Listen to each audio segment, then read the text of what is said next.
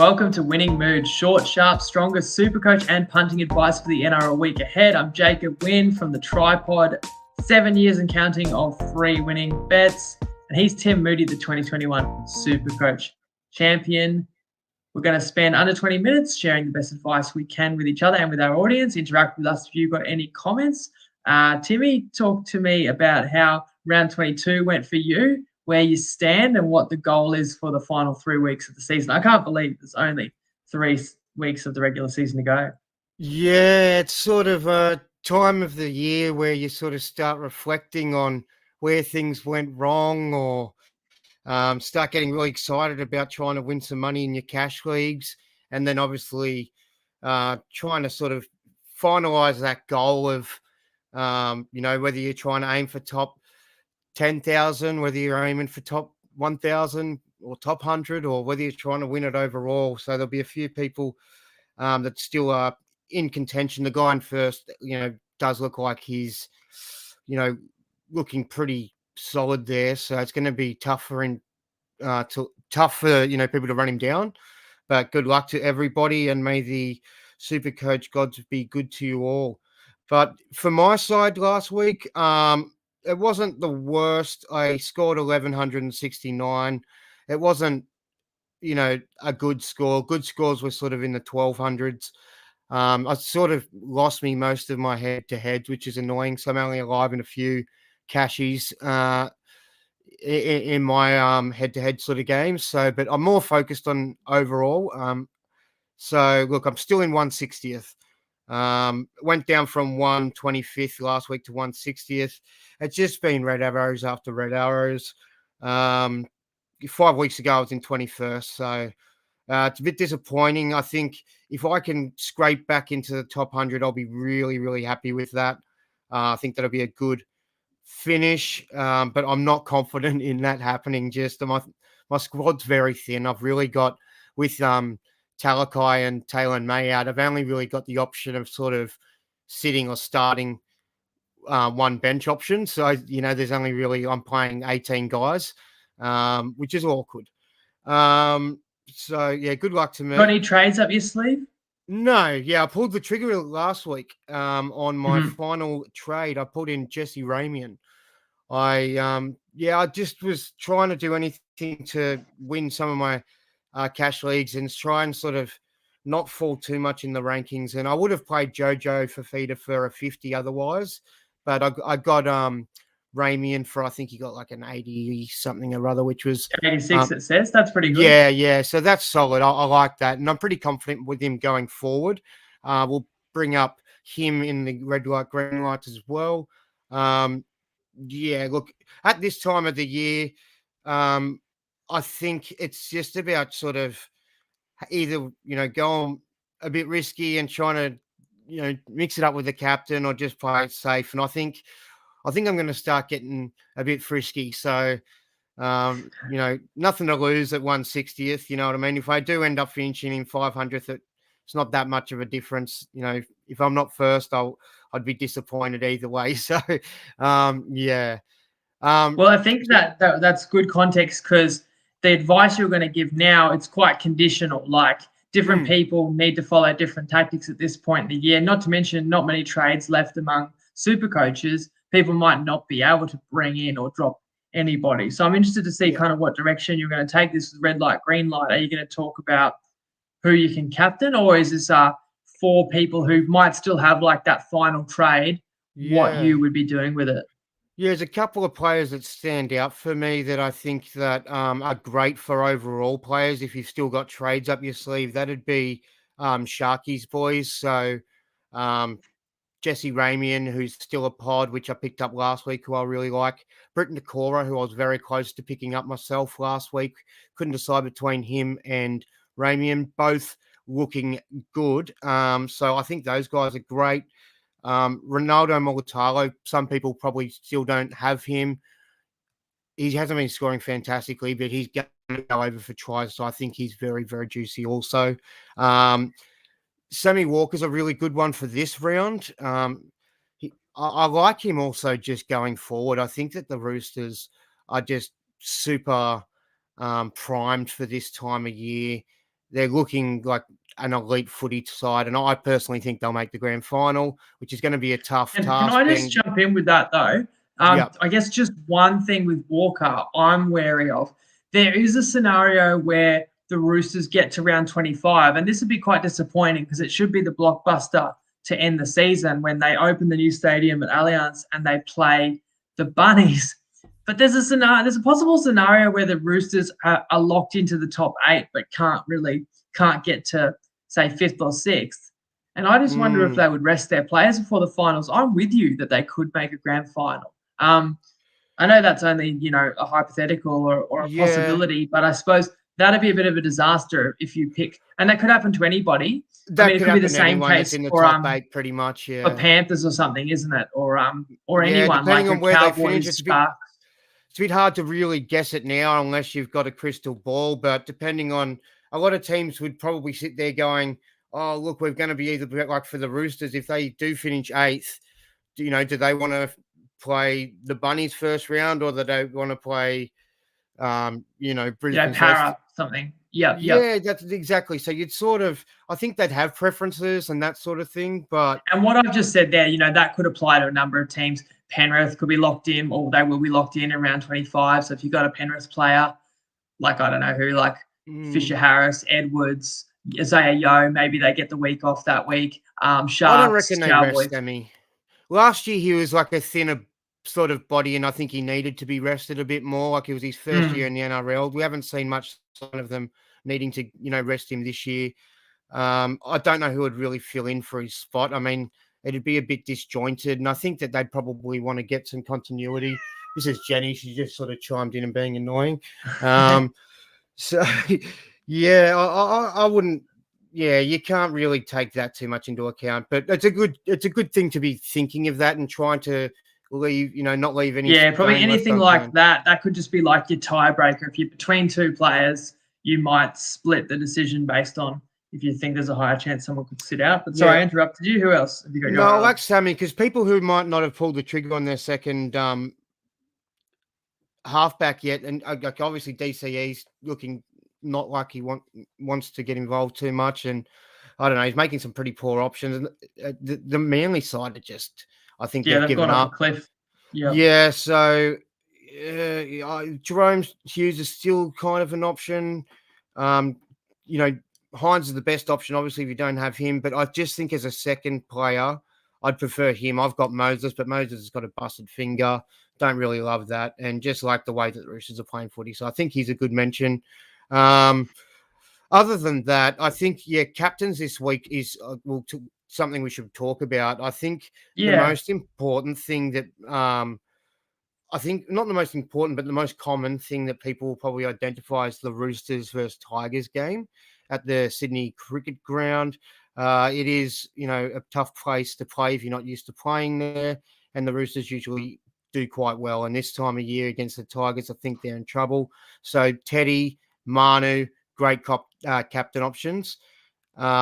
I wouldn't probably I'll actually throw in my opinion on that too, just because in our preview, one of our best bets is the very ugly duckling of the West Tigers. We're taking the plus 23.5 start.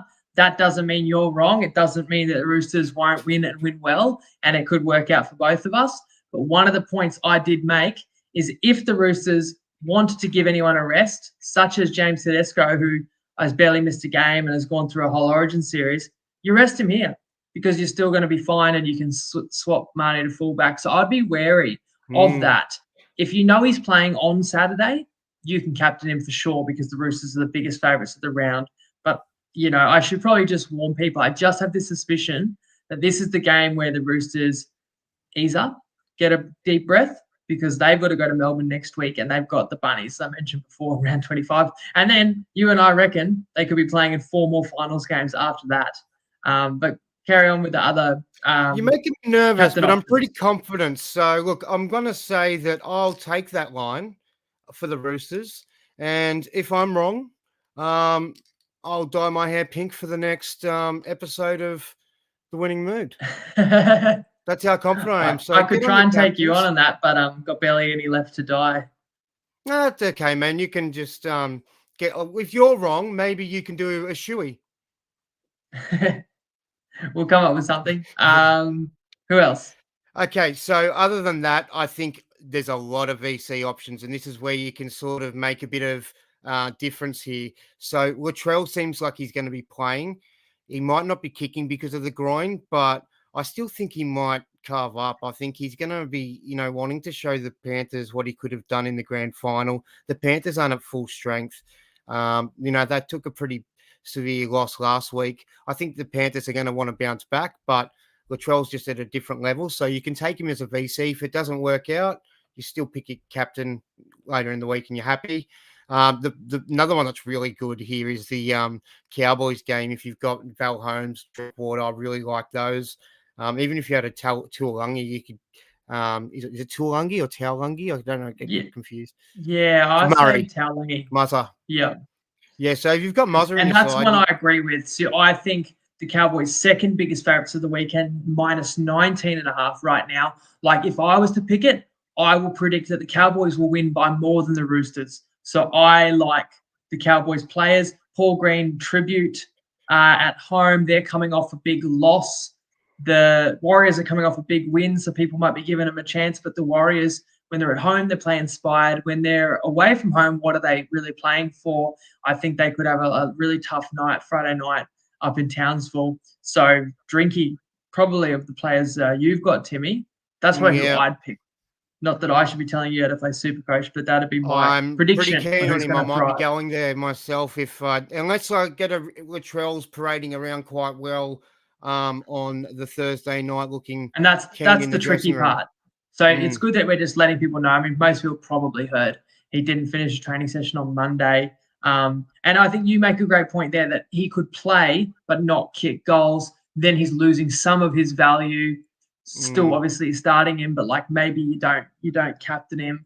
I have to say, I think Moses, like, he wouldn't come back unless his finger's all right. It's a tough one. I mean, you could argue they're rushing him back because they really struggled without him. Is that how you see it?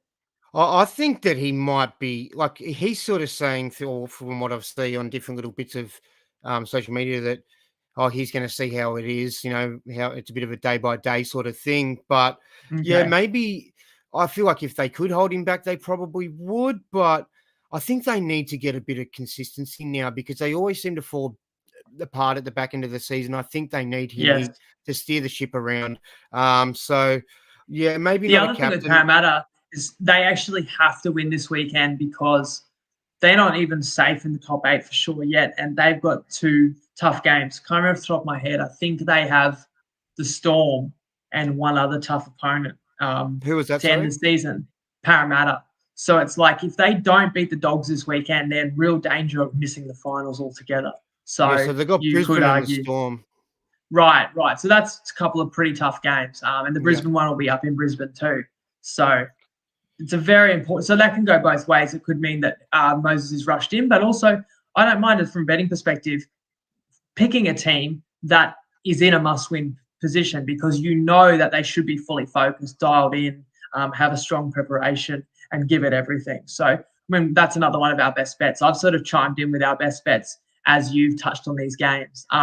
You were saying before you like Cowboys and the Cowboys players have a good chance to be successful. Were there any other captain options you were going to mention? I'd say going to talk I like Munster a lot in the game against your Broncos. Sorry, brother. I think he might have a bit of a carve up there. Is it dependent on whether he plays fullback or 5'8"? Because the last 2 weeks he's played fullback. Like, does that actually generate him more points, or it doesn't really matter? Back to I think he'll play fullback again. I think so do I. Coach Bellamy's just playing smoke and mirrors. I think Cheese will probably start. King will drop back to the bench. He just sort of I agree. Likes to play sneaky. I'm a bit the same. I'll probably move a few pieces around with my SuperCoach for my head-to-head. It's the other side probably knows exactly what he's going to do just as well as we do, but it's fun to be sneaky. And if you knew Munster was playing 5'8", that wouldn't change your opinion, like in terms of his scoring? Little bit, but either way, he's killing it. It's a VC for mine, so I think if it doesn't work out, it's not a big deal. If it goes off and he scores like 150, and he's the type of guy that can do that, then you'd be cheering. Look, I really want to throw a smoky at you though. let's say Para can just carve up. They're at Combank. Let's say I know the Doggies have been playing well and they have a lot of points in them, but I think this could be a very high scoring game with both teams scoring a lot of points. But if Para scoring a lot of points, I can see that being through Dylan Brown's side and possibly Lane getting a try, which we'll get to later. But Sevo, I can smell a Sevo hat trick from here. I know it's only Wednesday, but I can smell it into Saturday already. So if you've got him, you could chuck the VC on him. And if he went big, had some, line breaks, tackle busts, did a lot of work and then crossed for 3, he could be like one of the players of the round. And if it doesn't that's the out, stadium that he scores at for fun. And I think you told me this. You told me this, like we spoke last week about you want to go high variance if you're trying to jump in the rankings or you're not where you want to be, right? And you've told me how wingers are like your real high variance players to captain because they can have a game where they don't score a try or whatever and they don't score too much at all, but they can have that game where they get a double or a treble. And if you captain them, it can, generate just as many points as any playmaker. So I think keeping in mind made a all good call those guys I've mentioned, only vice captains. So you're not committed to the double points for them. If they don't go really ballistic and score a lot of points, then you just ignore your vice captain and then you continue with the captain later in the week. Which that probably works be with Tedesco. Early players playing earlier in the week. So like Parramatta are on Saturday Arvo. So you'd still have time basically to switch any game before Tedesco's game, as long as you've got someone that you can loop out. So you've got to have like a non-playing player from any of the games from after the vice captain, if that makes sense of your selection. So to be able to bring them onto the field and but it usually would work out. There's a lot of non-players on. A lot of people got nuffs at this point of the year, especially myself. And injured players as well, right? Yeah, Mama C is a big one. I think he's probably was a bit of a scare the other week, but I don't think he's in the extended bench. So he's a guaranteed lock for a captain if you do nail your vice captains. For those who do have him, I think there's quite a fair few that still do. I want now talking about my week. Can you brag a little bit about your week? Well, all right, I'll really quickly. But you mentioned Mama Sia. He plays for the Knights. The Knights play the Raiders Sunday afternoon. Comment who you think will score the last try in that game and the minute, and you will have a chance to win a jersey. Let's talk about winning and betting as well. You can introduce our 2 of 3, and then I can tell people about some of the success we had last week and just wrap the TryPod best bets this week. Okay, so we're chasing a little bit of value, but we're not just being greedy this weekend. I've really picked the people I think that are going to score. Winnie's trusted me with 2 of the 3 selections, and those 2 selections I've picked are Sean Lane outside Dylan Brown. I just really love that combination at the moment. I think the Dogs don't necessarily are playing with an attacking style, not necessarily a defensive style, so I think they'll leak a few. Shawnee Lane, I think he's going to cross Britton Nakora. Loving the lines he's hitting. Outside Nico, and I just think it's a game that's really got him all over it because Manly just look like they're cooked. And Britain, you've gone with Nick Kotrick, formerly known as Chotrick, but is referred back to Kotrick. I like that one as well. I mean, I think the Raiders are going to put on a bazillion points, so it's a nice, safe one to round us up for the wingers. So if either one of our 2 sort of roughier ones in our second rowers that are sort of the juicier sort of odds do cross, we've got that insurance of Kotrick on the weekend. I think's a pretty exactly, mate. Nice we've got 2 players that are paying about $350. We get either of them. Chotrick, is it Chotrick or Kotrick? Either way, Kotrick again. Kotrick. Oh my gosh, they don't make it easy for us. If it comes down to him, he's $1.90. So we'll have $3.75 on $1.90. So we'll kind of be like we're doubling our money up. So Toppy are good blokes, and I was lucky enough to be at the Top Sport Lounge at the Titans game on Sunday, and we pulled our money together. Myself, Alex, who started the TryPod, Adonis, who does it with me now, Jeff and Dan, who admin, And we picked first try scorer of the second half, and the last try scorer. Jolliffe 85-1, Fermor 22-1, and Fermor had the last try as well, 21-1. So it was great fun. Top Sport are great blokes, and we want to extend invites to people in our community to come along to the next one. I love that winning mood and that $3.75 odds, and of course that's available to us on Top Sport. And I think that covered the teams, but I'll just try and rattle off. We've got 5 best bets, so I'll try and let people know who we like. So we like the Cowboys a lot. Our best bet was to play Cowboys in the second half, especially with the line. Parramatta, we've touched on. We have gone Tigers, which I know is not going to be that popular. To be honest, maybe Para wouldn't be either. We've gone overs in Dragons Titans. Again, we haven't spoken about, but Sunday afternoon, 2 teams that don't have a lot to play for. We definitely see plenty of points, not much tackling. And finally, the Raiders, which will tie into the anchor of our winning mood 2 or 3, which I have faith will be alive on Sunday. If it hasn't won already with your back 5 rowers. best bets. If people don't like all of them, they don't have to obviously necessarily get on all of them. If they don't like any of them, don't get on any of them. They can sort of. You know what? We've got a mixed matchup as well that combines 3 of them. So that's another option too. So, and we won the mixed matchup last weekend. So you can find that on the good form as well. Yeah. And speaking of value, we've given people an extra 70 or 80 seconds of value here because we've gone over 20 minutes, but we hope that you guys have enjoyed it. Good luck on the weekend. If you're punting, do it responsibly. And we hope that we've put you in a winning mood.